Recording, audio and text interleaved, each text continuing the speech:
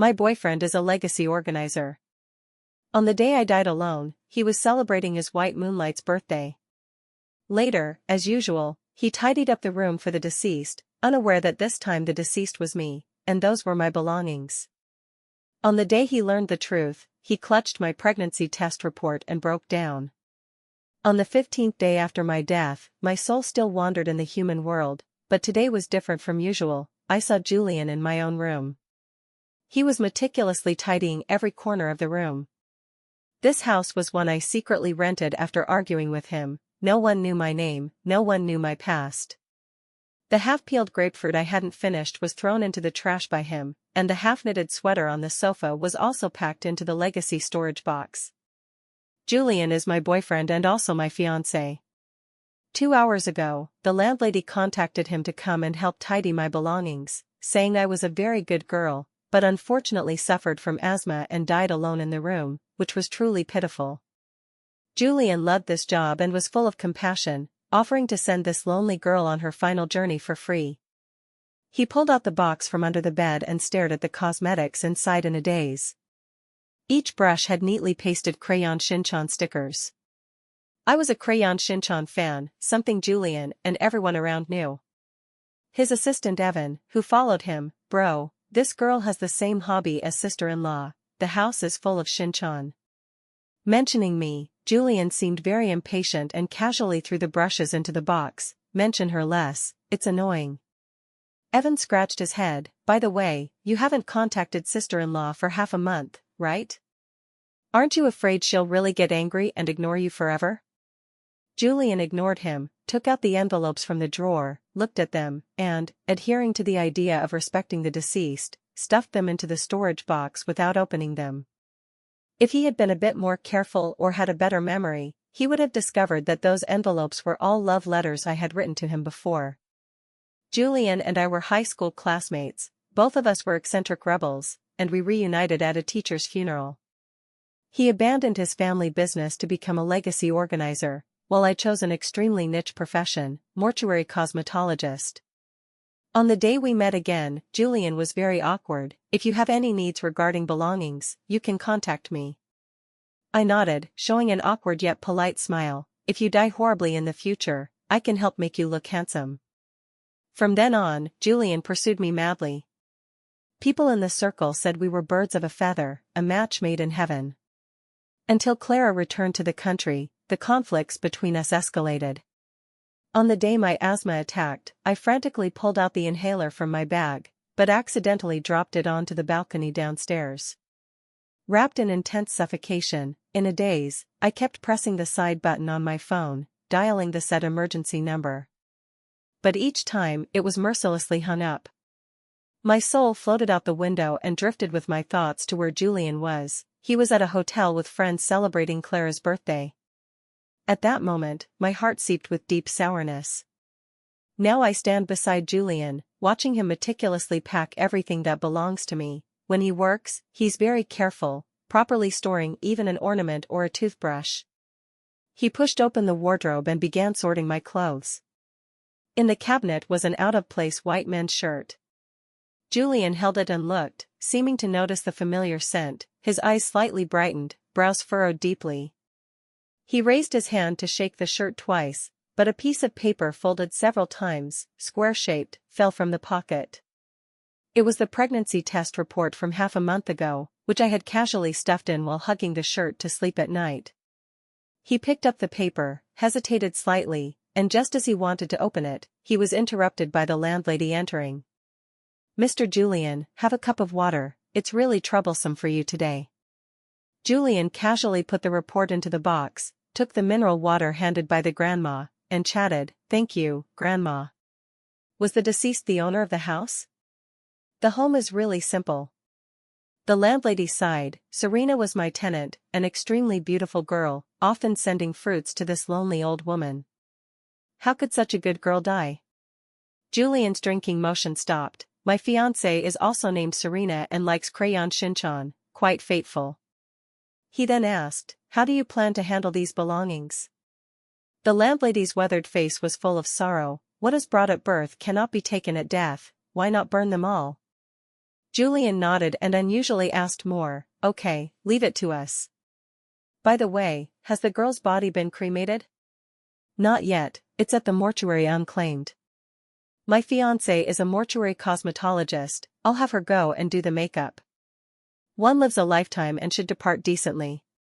The landlady, teary-eyed, held Julian's hand. Thank you, I thank you on behalf of Serena. I watched them, lips curling in a cold smile. Julian is truly compassionate, but he never pitied me even a bit. He said he felt sorry for me and would spend the rest of his life making up for my missing childhood, but then he entangled with Clara. Julian, now that I'm dead, are you happy? Thunder roared outside, the landlady hurried back to collect clothes. As soon as she left, Julian took out his phone to call me. The number you dialed is powered off. Several times, it was the fixed automated response. Julian's face visibly darkened. Where has Serena been these half months? Did she run off with someone else? Evan defended me. Bro, if you say you ran off with someone, I'd believe it. Saying sister-in-law ran off is a bit too much. Then why doesn't she answer my calls? It's been so long, and she's still sulking with me. It's the bad temper I spoiled her with. Evan pursed his lips. Sister-in-law's last call was on May 18th. What were we doing that day? Have you forgotten? Clara's birthday. You called the brothers to celebrate well. Bro, some words I must say. First, Lily has been rescued by the police. Second, sister-in-law didn't do it on purpose. Get it clear, it was Lily who asked her to go shopping, and Lily didn't let her follow. Even if you're angry, you can't vent randomly. Julian regretfully hammered the wall, but I just can't untie this knot. Seeing her name reminds me of Lily. In the second week after engagement, his sister Lily asked me to go shopping together. I wasn't really keen, but Julian said going out to relax was good and could cultivate sister-in-law relations early. Lily held my arm coquettishly, insisting I accompany her. At the mall, Lily saw I was tired, bought me coffee, and let me sit downstairs to wait.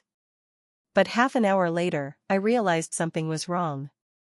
Lily's phone was unanswered no matter how I called. Anxious, I searched for her in the mall. Asking staff to broadcast was useless. Until I received Julian's call. Isn't Lily with you? I choked. Lily is lost, I'm looking. Julian's voice was loud, full of anger, startling me. Why didn't you follow her every moment? Why did you separate? She's been kidnapped now, the situation is critical. Serena, didn't I tell you Lily's mental age is only 8? How dare you let her shop alone? Listening to his questioning, the phone slipped from my hand and shattered. I didn't know how to explain. I only knew if Lily wasn't found, she'd be in danger, and I'd live in guilt for the rest of my life. On the way from the mall back to Julian's home, my tears hardly stopped. Fortunately, things turned around. 48 hours later, the kidnappers called, asking us to place $600,000 ransom at a specified location. But the person delivering the ransom had to be me. Julian agreed almost without hesitation. When I stood in the abandoned classroom holding the ransom, wrapped in the airy cold air around, my hair stood on end. Rustling sounds came from behind. As I turned, I was knocked out with a stick. When I opened my eyes again, I was at the Liu family home, my head aching badly. Present besides the Liu family was Julian's childhood sweetheart, his white moonlight Clara. She had returned recently, and the first thing was to find Julian, following him daily chattering. Julian was usually taciturn, most annoyed by talkative people, but he never rejected Clara, patiently answering her every question. I couldn't help but feel jealous. Minutes later, my expression froze. Good news, Lily was found. Bad news, Lily fell from a high building, became vegetative, lying in hospital needing special care for everything. Julian pulled me up from the bed, his eyes full of resentment. How was Lily kidnapped? Why did you leave her? Now she's vegetative, it's all your fault. My mind was dizzy like paste, tears dropped patteringly as I explained nonstop. It was Lily who asked me to wait downstairs. She said she wanted to chat with classmates about school. I didn't know this would happen. If I knew, I'd protect her inseparably. Julian's love for his sister was well known. His mother had difficult labor giving birth to her and stayed in the delivery room forever, while the sister had intellectual developmental delay from birth. Now in her teens, with only an 8-year-old's mind. But she had basic self-care ability and often sneaked to the mall alone, unknown why this time something happened. I cried, wiping tears. I didn't mean it, how could I know this would happen? In the future, I'll take care of Lily, okay? That's the sister my mom saved with her life. Whatever you say now is too late. I don't want to see you for the rest of my life. Julian looked at me, spitting words without warmth. Serena, get as far away as possible. Unwilling, I asked, what about the kidnappers? Were they caught? Who pushed her down the stairs? Several people present shook their heads. Clara chimed in, Sister Serena, don't add chaos here, Brother Julian must feel bad now. You should go, come back when he's calmed. I looked at Clara, feeling her presence wasn't coincidental, but couldn't say what was wrong. After leaving, Julian only answered my call once, when drunk. Guilty and remorseful, I cried, asking how to make up for Lily. He said, Serena, Lily is my only family in the Lou home, now like this, tell me how to forgive you? I choked, sobbing. One more thing, that day I was too anxious and forgot. We saw Clara at the mall. Lily said after done, Sister Clara would buy her lollipop. I think. Julian interrupted, you think it's suspicious? Can you not be paranoid daily? She's just a childhood friend. Serena, don't contact me for now, I don't want to hear your voice or see you. The moment the call was hung up mercilessly, I felt acid in my stomach, hugging the trash bin, vomiting dinner clean. On May 18th, I left the hospital dazed. The pregnancy report in hand showed the fetus at 16 weeks, developing well. After much hesitation, I decided to muster courage to tell Julian. Just like his calls to me, unanswered repeatedly, finally becoming the other party powered off. I comforted myself then, Julian is busy, maybe he'll answer at night. But I deceived myself.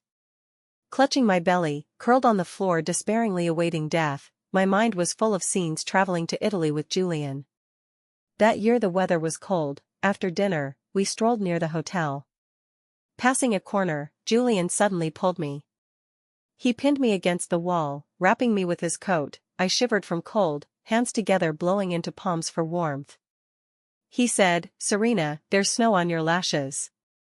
I shook my head, trying to shake off the snowflake. Julian held my face, lightly kissing my lips. Blushing, I smiled, burrowing into his arms, playing rogue. Julian kissed my ear tip, took out a ring from his pocket, knelt on one knee before me. Dear Miss Serena, will you marry me? In the future, you'll do my makeup, I'll organize your belongings. I pushed his shoulder. What underworld confession? Spit spit spit, jinx, quickly spit 3 times to expel bad luck. Unexpectedly, this joke became prophecy. I remember before darkness engulfed me, my blurry consciousness held on to look at the door. I saw Julian rushing towards me anxiously. He cried, pouncing beside me, calling Serena. I asked him if he remembered our first meeting. He said, it was at my sister's flower shop, you asked me to wrap a bunch of small daisies. Gasping heavily, I recalled that afternoon years ago, he in fresh school uniform at the flower shop door, smiling, revealing 2 sharp little tiger teeth. And I stuffed gum in my mouth, whistled at him, money paid, the flowers are my gift to you. See you if fated. Secret crush is a girl's flustered hidden love letter. Pre-rain heat, stuffed ice water in desk drawer, a bunch of green small daisies. I liked Julian many years ago. But blinking again, the room was empty, he wasn't there. In the 40-square-meter rental, I lonelily and despairingly felt my weakening breath until falling into endless abyss. My soul had nowhere to go, always sticking by Julian. I saw him help Clara wear a diamond-studded hair crown, light candles for her, urge her to wish quickly. Her lips trembled, I want to be with Brother Julian forever. Julian paused but just smiled, not stopping. The deceased's home is really clean, like no traces of life, must be a lonely and painful person. Recollection stopped abruptly, I was pulled back by Evan's voice. Julian picked up the vase on the table, shook his head at the withered flowers, not necessarily, I think she quite loved life. Evan is a chatterbox, can talk forever on a topic. He glanced here twice, smiled. It's small daisies, scatter them and they grow a lot, easy to raise. You know quite a bit. Evan full of pride, isn't this coincidental? I sent this flower chasing my girlfriend, meaning love hidden deep in heart. My girlfriend still calls me silly, saying if she didn't know flower language, we'd have missed each other. The vase fell with a sound, Julian's hand froze midair. Evan looked strangely twice, what's wrong? Julian smiled awkwardly, nothing, you go back to the office first. I have something, won't go tonight. Evan ahead, holding belongings, got in the car. Julian took out his phone, opened the only blocked contact in chat app, dense nagging messages stopped on May 18th, all trivial matters. You really not forgiving me? I can care for Lily. Weather cooling soon, preparing to knit you a scarf. Lately busy, max 1-day makeup for 4 bodies, feel full of dead smell. Julian, today our 2-year anniversary, see message, can you reply? Each message sank without response. But now Julian hesitated typing, where? I'll find you. If usual, I'd reply instantly, with a cheeky cat emoji, then a clingy voice message. But now I'm dead. No one will rudely disturb Julian anymore. He should be happy, why furrow brows? Phone rang untimely, his childhood sweetheart. Clara sounded low, brother Julian, forecast says thunderstorm tonight, I'm scared, want to be with you. Julian seemed irritated, sleep early, I'm busy today, home's 2 cats not fed. Didn't you say come find me? I'm at your door now. Julian paused, replied, I'll be back soon. He really cares for her. But I fear thunder too, fear dark, fear being abandoned. After separation, every night I hid under covers to sleep. I dreamed Lily flipping downstairs, blood flowing from her head, she lay on ground, asking me to save her. Dreamed mom making me wait at amusement park entrance, I waited and waited, till feet sore legs numb, till sunset dusk. Little me could sense emotions, thinking of pale brother in hospital bed, realizing home couldn't afford 2 kids. So I was mercilessly abandoned by mom. Why does life always present 2 choices to my most important people, and why am I always the one thrown away? I followed Julian home. Clara stood at door shivering, rubbing hands non-stop, improved after entering, sat on sofa drinking hot water. Tuanzi and Uenzi meowed hungrily, pouncing at Julian's feet. Dad's back, starved the 2 little babies? Clara frowned displeased, I was scratched by cat as child, hate cats. Julian glanced twice, my fiancé raised them, she likes. Scene was awkward for a while. I didn't understand why Julian was such a killjoy in this most suitable cheating environment, what was he trying to express? Clara acted better than female stars, stood running behind Julian, hugged his waist. Tears fell like free, soon wetting Julian's shirt. Brother Julian, don't push me away this time, since moving abroad, I never forgot you a day. Julian didn't want to touch her, let go, home has surveillance, if Serena sees, misunderstanding again. I sat on sofa watching them act back and forth tugging idle drama, subconsciously reached for pineapple in fruit plate, but passed through. Almost forgot, I'm a soul now, can't eat favorite pineapple, nor regularly check surveillance. Clara cried like pear blossoms in rain, but she harmed your sister, you haven't contacted long, you like me too, right? When did I say I like you? On birthday, I said want to be with you forever, you didn't deny, you said isn't this liking me? Julian full of speechlessness, it was your birthday, so many people there, how could I bear to reject your face? Clara, this means nothing, I have a fiancé, we're engaged, we'll marry in future. Now not only Clara at loss, even I was confused. Didn't he say never forgive me for life? Then why plan to marry me? I scrutinized Julian from head to toe, finding I couldn't read his heart. But for me, the dead, these aren't important. Clara anxious, forcibly hugged Julian not letting go, brother Julian, did you forget our childhood? We watched TV together, commuted to school, ran and played in villa, once you water-gunned me to drench chicken, and angrily chased you with broom. Everyone said we'd marry when grown, but why midway a inexplicable Serena appeared. Julian pried her hands, stepped back. Later you left without farewell, family moved abroad, I should start new life. I met Serena, she's more suitable to accompany me. Clara, sorry, you deserve better. I can only belong to my fiancé, that's all, ask no more, I'll taxi you back. He said so affectionately. If not for months ago when Clara returned, supporting drunk him at door provoking me, I'd be moved. Clara cried and fussed, finally driven out. Julian sat at table eating takeout. Fingertips slid in our chat records. Table still had dried champagne roses, long unmanaged, water bottle floated white mold. Those were flowers I inserted by hand before Lily's incident. Julian knew I loved flower arranging, every time passing flower shop, brought back several different flowers, but he loved buying white roses most.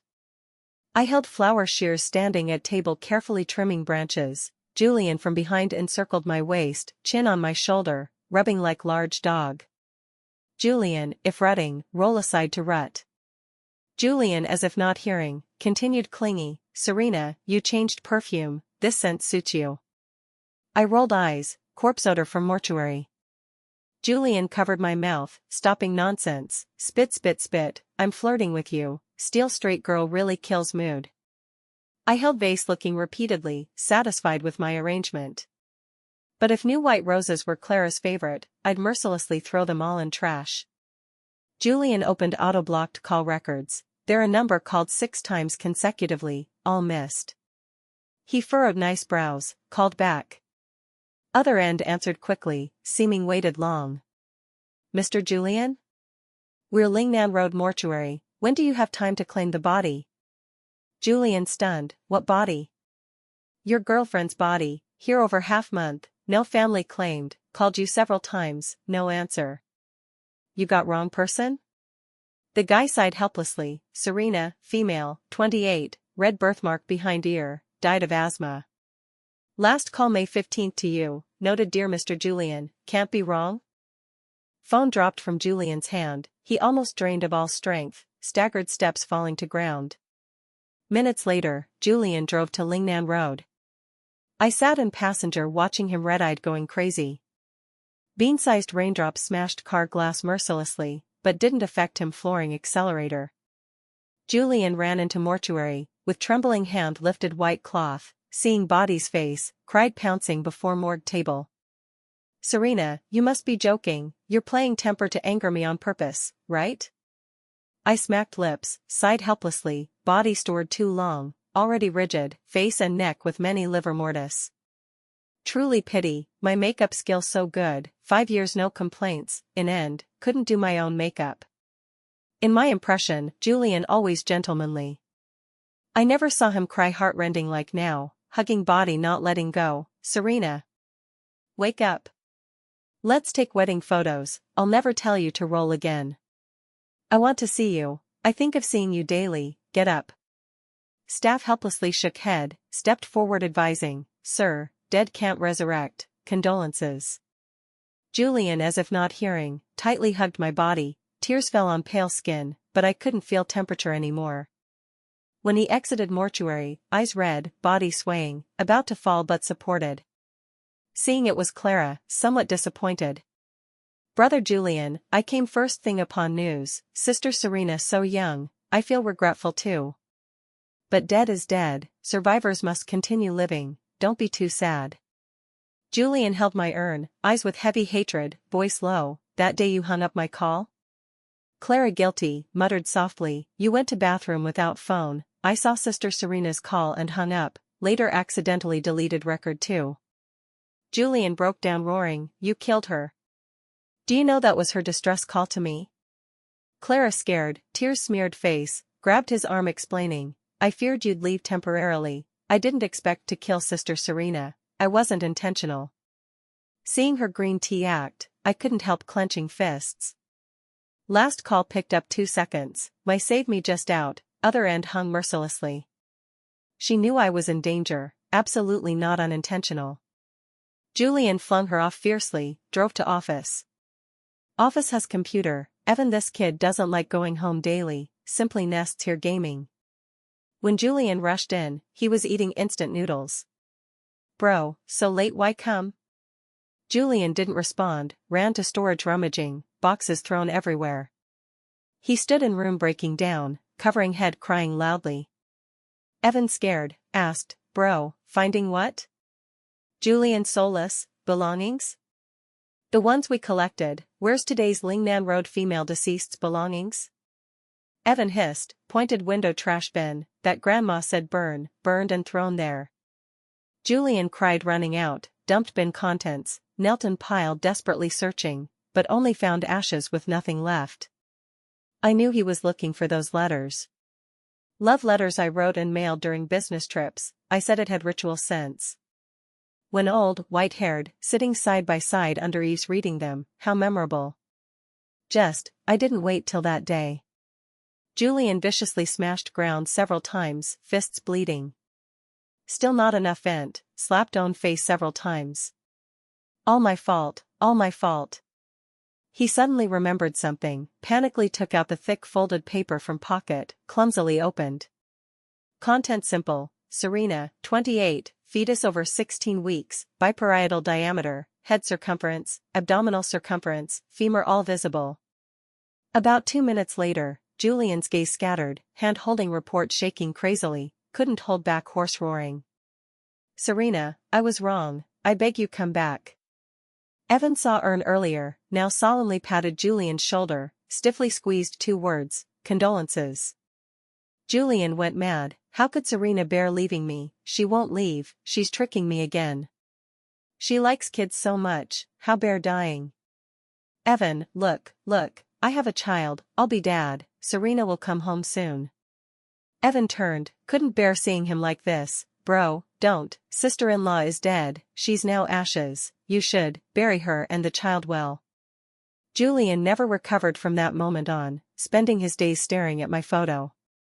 He pulled out the video of our marriage registration ceremony and watched it over and over. Why did we wear our school uniforms? So childish. I huffed haughtily, it made us look younger. Photographer's voice from off-screen, 2 newlyweds heads closer, more loving, good, start. Julian and I read vow in unison. We voluntarily become husband and wife. From today, we'll jointly shoulder marriage's responsibilities and obligations. Mutual respect, love, trust and courage, forgive, yield, support each other, love lifetime. Henceforth, whether prosperity or adversity, rich or poor, health or illness, youth or old, we'll uphold today's vow. Finally, Julian kissed my forehead, softly said in ear, Serena, like this together lifetime. Video ended, Julian already sobbing uncontrollably. Later he pushed off work, saying to accompany girlfriend more. Julian once said he loved this profession because everyone is life's protagonist, worth commemorating, and legacy organizer can analyze deceased's complete life through belongings. I stood before him, walking around. I wanted to ask, did you see what I endured in life? Pity I left no photos, world only has cancelled ID and a video proving I existed. In semi-transparent form, I clawed and grimaced accusing, Julian, this time your work dissatisfied the party, I want to complain. TV suddenly blacked, reflecting my comical figure. Serena, you back? I see you. Julian stumbled, pouncing to hug, but empty. Julian arranged my funeral, buried me in cemetery. Previously handling Lily kidnapping officer Harris came. Their investigation had new progress, kidnapping day, had seen not only me and Lily, but a blurry figure. From surveillance, this person not too big, Lily hands tied behind, surprisingly smiled at him. They confirmed acquaintance crime, asked Julian think if offended any enemies. Julian eyes slightly bright, but pretended not recognize, shook head. After Officer Harris left, Julian called Clara. When Clara came, specially dressed up. Also brought Julian some self-made small cakes desserts. Julian sat on sofa, coldly looking, about Lily kidnapping, say yourself. Clara eyes wide, confused, Brother Julian, what are you saying? I don't understand. Julian pinched her neck, pressed on sofa, What's with your overseas account? Why appear at kidnapping scene? I give you last chance. Clara pushed him off, gasping. Those watery almond eyes from pitiable became increasingly fierce. She raised brow at Julian. It was me, from start returning approaching you had purpose. I needed money for my bro's turnover, but originally wanted to kidnap Serena. Who knew bumped into Lily that fool? I didn't want to kill her, but who let her see my face? Julian shook angrily, eyes bloodshot, wishing to tear the smug woman apart. But Clara still recklessly provoked this madman. Serena dead, you smug? The more miserably she dies, the happier I am. Just said, Clara grabbed by hair dragged to balcony. Julian, hurts, let go, you mad?